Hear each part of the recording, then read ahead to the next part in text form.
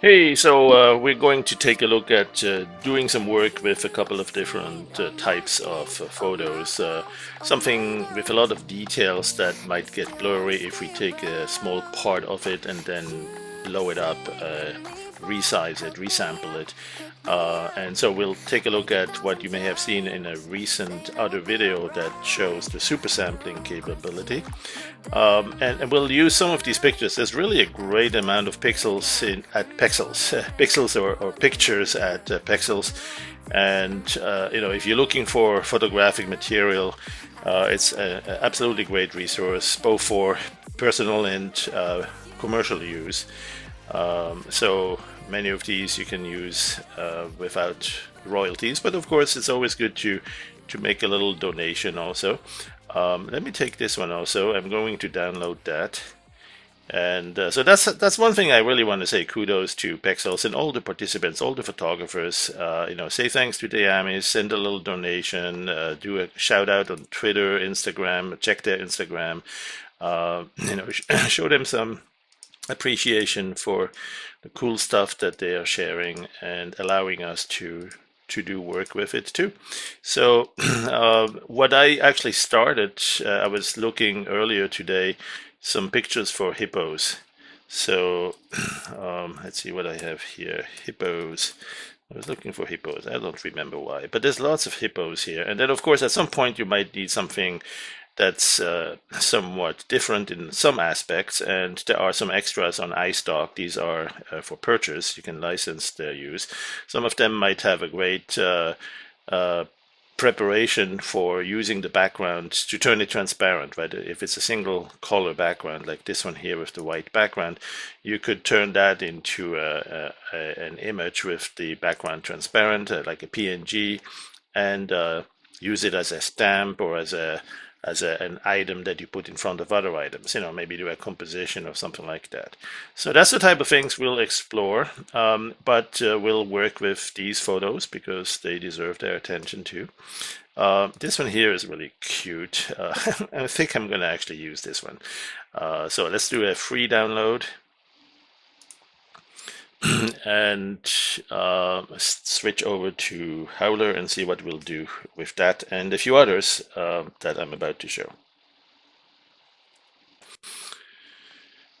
So we actually have a bunch of pictures of our own here. This one was taken at the zoo the other day. I walked, I think it's the panda exhibit, or the former panda exhibit. There's some snow leopards or some other similar, or the red panda there and a few others. And I saw a green screen, so I said, hey, let me take some green screen just so I have something that I might use and composite it maybe with something like this in the background. But I will add those pictures from Pexels into this folder, so I have a whole bunch of these to choose from. And the friendly hippos in particular. Some butterflies I might want to do some pictures selection from. There's some really beautiful artwork here at Pexels, and so do take a look, because you can use those to practice, but also to use them commercially to do some work with it, or just to learn how to use Howler, and of course other software as well. So let's take a look at the hippo. Maybe this one here.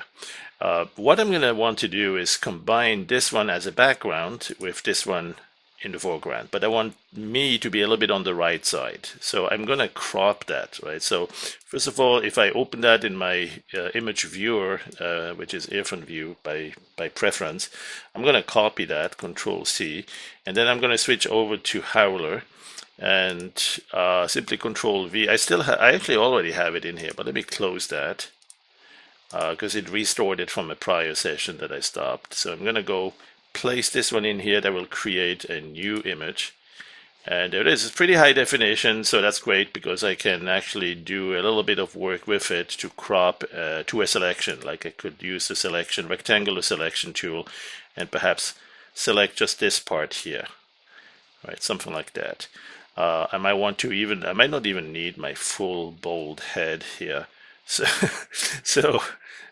something like this might be just fine. So I'm going to crop to that selection, crop to selection, And then I'm going to resample it. The image dimensions here are usually odd numbers quite easily. Oh no, look at that, just even numbers this time. But still, you probably will want to double check what are the dimensions. And then maybe bring it to a number that's a little bit easier to work with and to remember. So I'm going to do a resample on this one right now and bring it down to 2400. Let's do that. Let's make sure we lock the aspect ratio and then make it 2400 and see what happens to the height. 1925. Let's go 1920. Right, and then we have, okay, so 1920 on the height, right, and then 2394 on this. And you might want to remember this, write it down or whatever. And so here is my image that I'm going to use for the foreground. The green parts are going to need to turn transparent, and we'll do that by using the green screen compositing options or features. There's a couple of places where you can see it. For animations, for video, for still images, in the brush or in the layers. There's a couple of different ways to do that. We'll look at one or two at least. Okay, so I'm going to clear the selection because sometimes you might see some marching ants around it. And I'm going to store that. So that's right here. Store image. Now we have a stored copy here. All right, let's switch back to the other image, which was this one here, with the hippo that was opening his mouth. This one here, right? So I want this one also, and copy that, and I'm going to switch back to Howler, Control V to paste it, and this time I'm going to create a new image. Since I have a saved copy here of my picture with the green background, currently I don't need to worry about that. But what I want to do is this one to be more on the left half, right? My face here is on the right, looking to the left, and I want that dauntful, that scary open mouth behind me a little bit on the left side. So I'm going to crop in a similar way here. I'm going to select the rectangle, and maybe I need to have about this much, right? Image, crop to selection, boom. Right, and then so that may be the same aspect ratio. It may be even the same dimension. Not likely, but you can check that here. Image info. It's bigger, right? This was a higher definition picture than the other one. So we can probably resample it down. Resample, what was it, about 1920 here? Let's go a little bit bigger, about 2000, just to have a little bit of extra margin. And I don't know, I don't remember the vertical on this picture, but we'll see if that's close enough. And there you go. And so there's this one, right? I'm going to store this one. Let's first clear the selection and then store it. So we have this. If I click this one, it will blend it in here. It will tile it in there just once. And if it's smaller, we will see right away. It is a little bit smaller, right? You see it here on the right side. It is smaller. It fits in the upper left corner and then doesn't quite fit exactly on the right side. And also below, it has a little bit of extra room there to show the water below the hippo. So these pictures are not exactly the same size, but they're pretty close. And we can probably try to align one against the other. But we're going to need to make sure that there is the same green background around this here. Right, and we'll need to probably see what is the dimension of this one, so that we can make this one bigger by that much, and then fit that extra space with the green background from that green screen, so that everything else here will become transparent when we put the two together and we want to composite them. So one thing I'll do is I'll make sure I have this one loaded, and I'll check what the dimensions are. Image info, and it's 2026.79.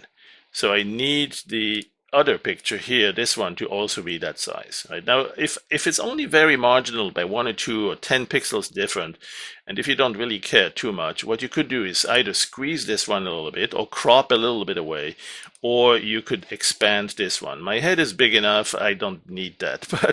But in other places, in other scenarios, you might not notice if you scale it up to fit, right? So you could start with this one, and then when you add this one, you can say scale to fit, and now my head is a little bit closer to exploding, but anyway, you get the idea. You can fit it into the size of the canvas, or you make the canvas fit into the dimensions you want. So for example, one thing you could do is simply here say, well, let's start with that, and then we'll put this one in a layer and we'll scale it up. That's not actually changing the canvas, it's just expanding the picture. So let's take a look at that approach. Right now we have just this picture. I'm going to go down to the layers, and there we see it, right? And I'm going to add a layer, and I'm going to put that layer gets selected as the current layer automatically. And the default mode is multiply. So you see here default, you could make it multiply, it'll be the same. But any other modes, they may have some visually distinguishable features or effect. Multiply is the default mode, right? There is no such thing as replace pixels or something like that. We don't have a alpha channel to tag it as opaque, but we don't need it, because what we'll do is we'll simply put this in here. So now we see it fits in there, and if we want, we can now move it around, transform it. So we can use the filter, where is it, transform, there, and do a couple of things. Transform filter has options such as moving it around. You can tile it also.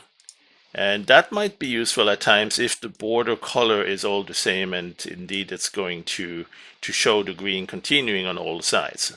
It's not perfect, but it's a step there. And then one thing you can do is also scale it up a little bit, right? Scale, and do that a few times, maybe quickly, just enough to actually fill the whole thing with the image big enough to not show that edge. So that's one approach, right? If you have enough room that you don't really need on that picture, you probably will even want to scale it down. But at the least, you can scale it up a little bit.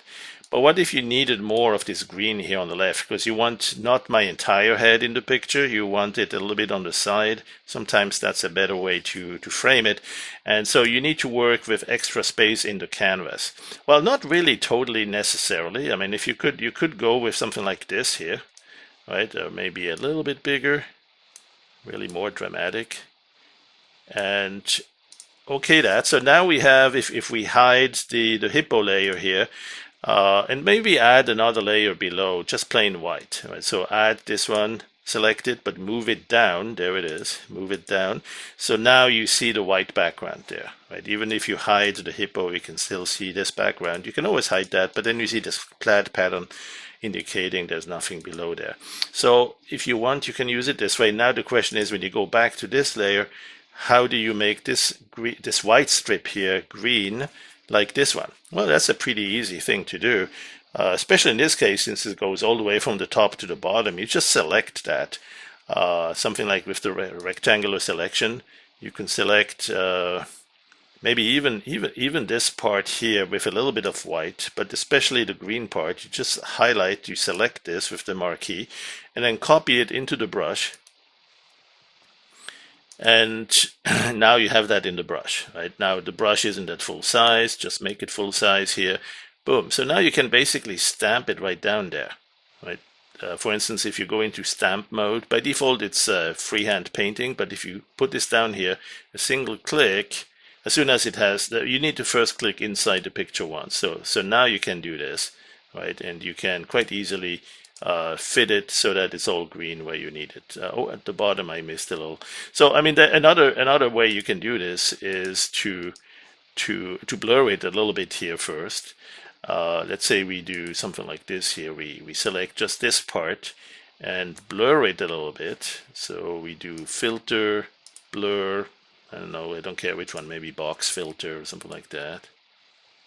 Just so we get a little bit of a transition there that's not too harsh.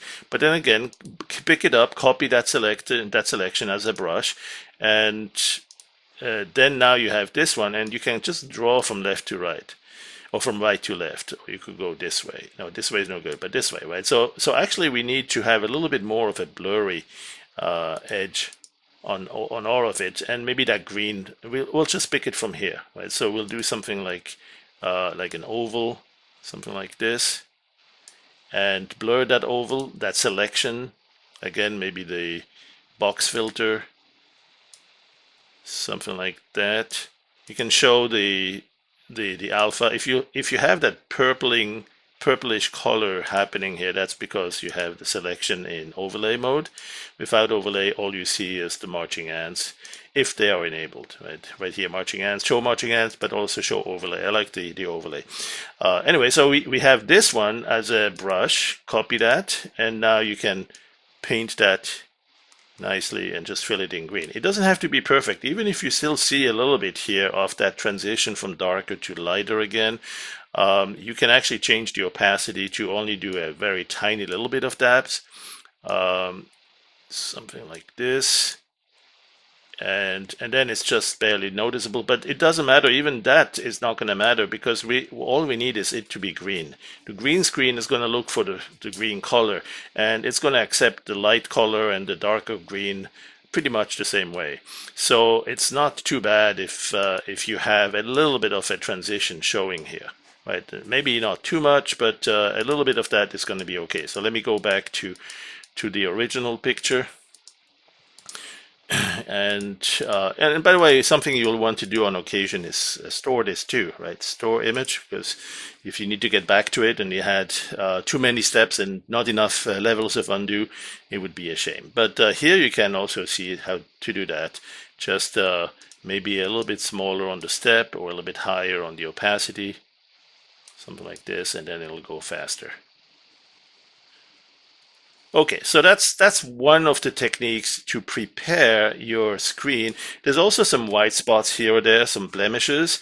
Those you can also erase, right? Or you can fill them, maybe make the brush tiny to just go right around here and clean some of that.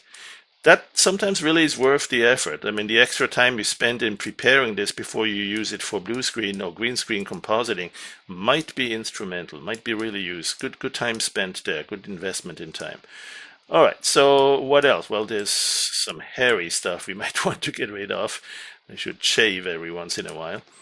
All right, so let's store this picture. And now the big question is, okay, this one we don't need anymore, right? This one had that white border. This one is the same size as the hippo, right? So we got the hippo and we got this one. We're going to put me here in the upper level, and we're going to have the hippo below it that should show as a background. Right now it's not. Well, because we don't even show this layer. If I enable the layer though, it is there, but it is showing both at the same time, right? Because the default mode of the layer blending for this upper layer here is the multiply mode. So what we can do is change that. We have a couple of other modes, and one of them is the green screen. In the green screen, what's happening is that we're looking for pixels that are green in this layer, and then we decide not to show it. If they're green, we'll say, well, let's see what's behind it. And the hippo is showing. Right? And then same thing here. I mean, we don't need this layer at all. After all, here we can delete this one, select this layer here and delete it. Right? So you have, oh, this is the base layer. Can't really do that. That's okay. We'll just move it up and then delete it. So move it up. So make sure you have that one as selected layer, and then you can delete it. Okay, so we got the two here. We got this one and this one. And the green here is currently in default mode. I mean, my face with the green screen. So make sure that's in green screen mode, blue screen, green screen, there it is. And then the one in the background is showing as is. Well, of course, if it's not exactly perfectly green, it might be a little bit different, but that's where you can adjust a little bit, either the coloring, the saturation on the green parts, or you use a different approach to blending the two together. Right, and I started with this one, this approach, because it's perhaps the one that most are more familiar with, meaning working with two layers and then adjusting the transparency of the layer, the level of green screen, and so on. But you don't have everything here. There's another choice that I think I would prefer, and let's go check it out. So instead of using the layers, I'm going to use a main image that we're looking at and a swap image. We have that. In addition to the layers, we have another system here called the front buffer, if you want to call it that, and the back side. It's like the front and the back of a canvas that you can paint on.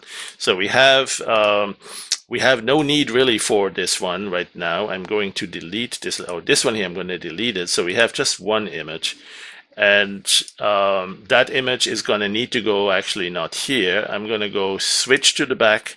This is the S as in swap or switch to the back. You can also do that here from the image menu.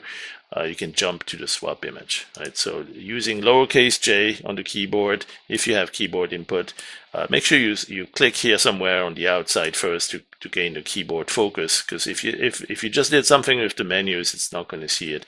But then you have the j, lowercase j to jump, right? And to jump from one side to the other of the buffer of the image. So you see swap image. And when you do that, so I'm going to go here and put it right in there. And you'll see right up here at the top of the image of the window, it shows we're looking at what's known as the swap part, the swap image.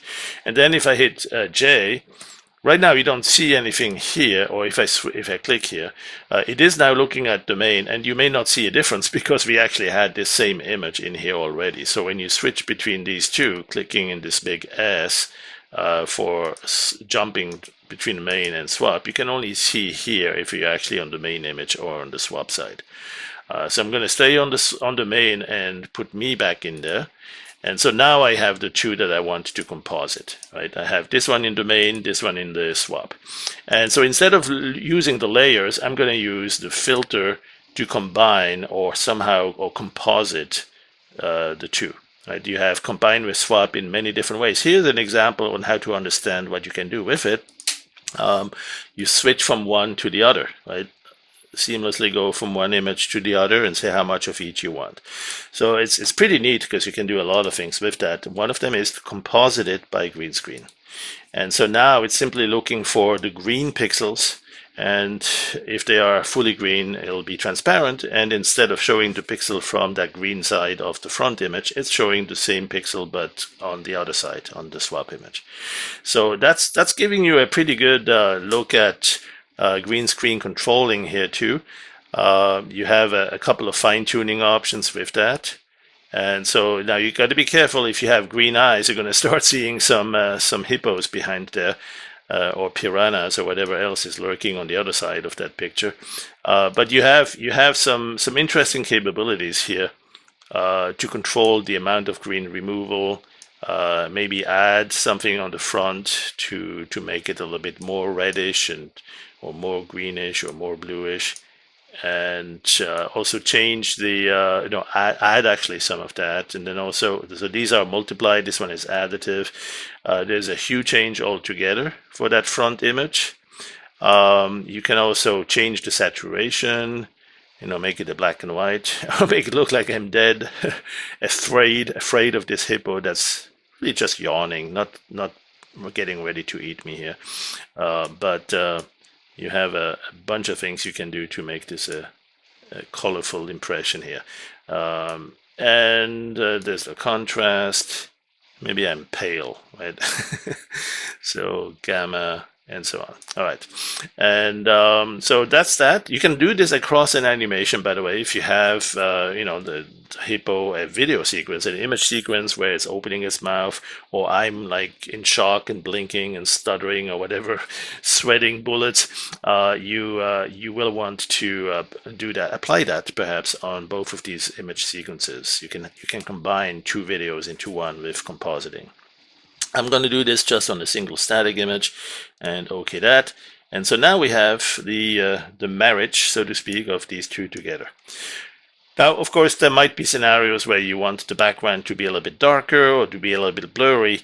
And so what you do, let me first store this result here. I'm going to undo that. And I'm going to say, well, okay, so that needs to come from the backside. Let's go to the backside, and maybe I want that to be a little bit blurry. So you can do all sorts of blurriness here. Let's say, for example, the bokeh blur. It's a Boku bokeh. And there you go. And that will add a little bit of extra dimension. So now I go back to that filter, composite with green, and the background is now a little bit blurry. All right, so that's that for another way to do compositing for two images, with one of them being green screen or blue screen. Of course, in some cases, you don't just adjust the left side by painting over it. You may need to resample it or make it bigger or add some space around it with the canvas increase. Right? So what if you had actually this picture here or this one here? In fact, hold on, before I do that, let me store this one with the blurry background. Let me store that copy. Boom. So we have this one where the background is crisp. This one, it's a little bit blurry. And so let's say now we have a situation where this picture is actually much smaller.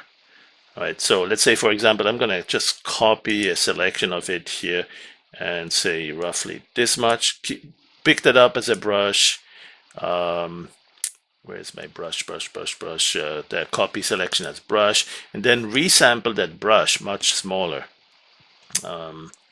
Resample, so make it like half the size, for example, right? So I have a brush image. If I use this and show it, I should have a brush image here.